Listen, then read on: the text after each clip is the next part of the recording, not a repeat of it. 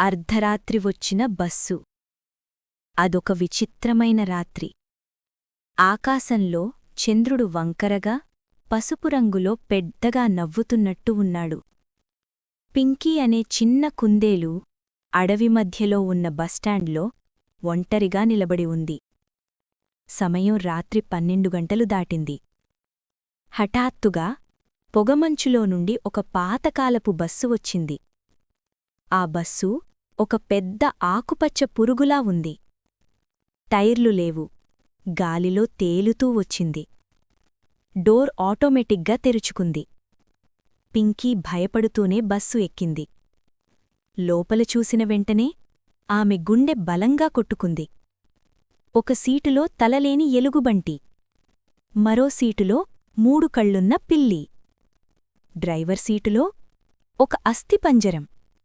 అది వెనక్కి తిరిగి తన పుర్రెను చేతిలో పట్టుకుని ఇలా అన్నది, టికెట్ ప్లీజ్ అని.